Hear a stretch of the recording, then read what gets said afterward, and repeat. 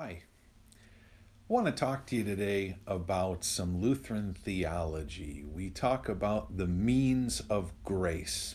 If you've ever heard that term, you know that term refers to the gospel message in word and sacraments. When we talk about the means of grace, we're talking about the three main ways that God delivers to us his great spiritual gifts of forgiveness and new life and eternal salvation through his word, through the sacrament of holy baptism, and through the sacrament of holy communion.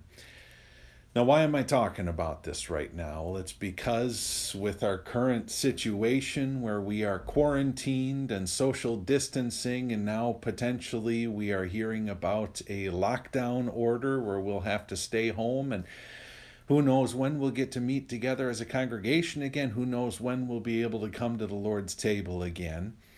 I know that is weighing heavily on a lot of our hearts, mine too.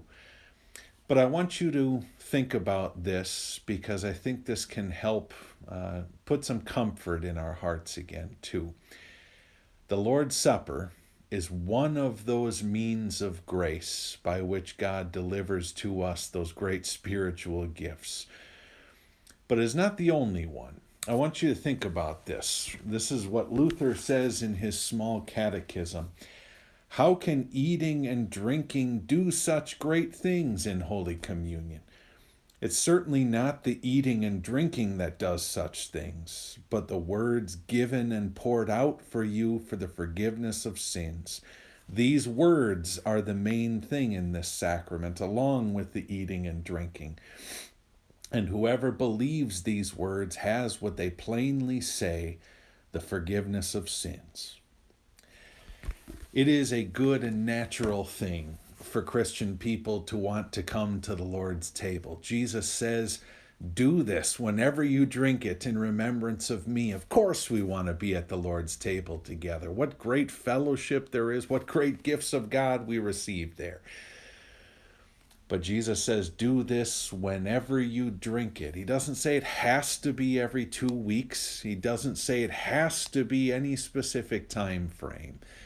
We want to be at the Lord's table when it's offered. We want to have a desire to be at the Lord's table. Those things naturally come with faith.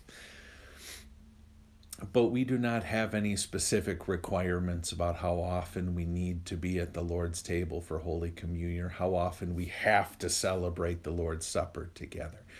When we believe God's word, when we believe the gospel message, then we have all of those great blessings that the Lord's Supper delivers to us in a special way. Yes, of course, we look forward to being together again and joining together in the Lord's Supper. However, be assured that when you hear God's word and believe God's word, that all of those great promises of forgiveness, life, and salvation are still yours through faith in Jesus Christ. When we come to the Lord's table, yes, we celebrate those things together, no doubt about it, but we don't ever lose them because Jesus is still with us, always with us, whether we are at his table and in his house or not. So God be with you until we can meet together, until we can enjoy his supper together again. God be with you. Jesus bless you.